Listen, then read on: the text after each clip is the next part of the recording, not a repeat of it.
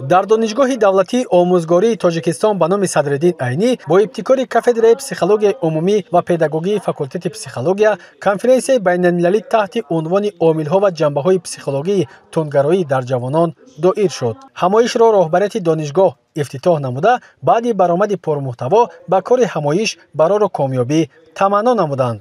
иштирокчиён оид ба оқибатҳои фоҷиабори гаравидани ҷавонон ба ҳизбу ҳаракатҳои террористӣ сухан гуфта, иброз доштанд, ки пешгирии ҳамроҳшавии ҷавонон ба ҳизбу ҳаракатҳои ифротгаро роҳ надодан, ба таълимоти ғайрирасмии динӣ ва тақвият бахшидани ҳисси худшиносию худогоҳӣ ва ватандӯстӣ аз дастури нишондиҳандаҳои паёми президенти ҷумҳурии Тоҷикистон муҳтарам Эмомалӣ Раҳмон ба Маҷлиси олӣ бармеояд. президенти ҷумҳурии Тоҷикистон дар ҳама паёмҳояшон ба Маҷлиси олӣ иброз медоранд, ки созмонҳои террористӣ бо истифода аз технологияҳои муосири иттилоотӣ ва бо роҳи тафсири ғаразноки сарчашмаҳои динӣ дар мафкураи ҷавонони камтаҷрибаю ноогоҳ идеяҳои тундгароро ҷой намуда, онҳоро ба қатлу куштор, барҳам задани амният ва суботу оромӣ дар мамлакатҳои гуногун ташвиқ менамоянд. аз ин лиҳоз сохтору мақомоти марбутаро зарур аст, ки дар роҳи ташвиқу тарғиби тунгароии динӣ сади устувор гузошта, ҷавононро ба ҳушёрию зиракӣ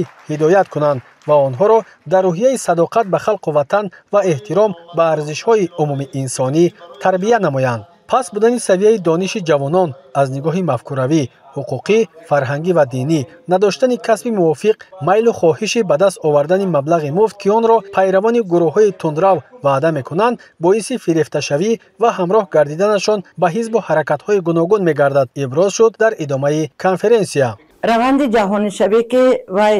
мантиқан бо инқилоби иттилоотӣ зич алоқаманд аст,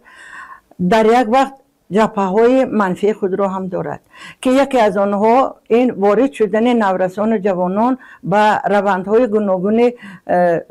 экстремистӣ, тунгароӣ ва ғайраҳо мебошад, ки онҳо ин равандҳо ба вайрон кардани шуъур, ҳиссиёт ва рафтори наврасону ҷавонон оварда мерасонанд. мақсади асосии баргузории имрӯза конференсия ҳам дар он иборат аст, ки мо имрӯз дар навбати аввал наврасону ҷавононро аз воридшавӣ ба чунин гурӯҳҳои экстремистӣ ҳифз намоем ва дар бораи роҳу усулҳои ба худ ҷалб кардани ҳамин равияҳоро ба онҳо фаҳмонда дода ба ҷавонон роҳҳои пешгирӣ кардани онҳоро ҷустуҷӯ намоем. дар идома аз донишҷӯён даъват ба амал оварда шуд, ки ба мутолиаи асарҳои бадеӣ машғул шуда, сатҳи донишу маърифати худро боло бардоранд ва ба ҳамсолоне, ки дар чорроҳаи зиндагӣ гумроҳ мондаанд, дасти ёриву кӯмаки хешро дароз намоянд.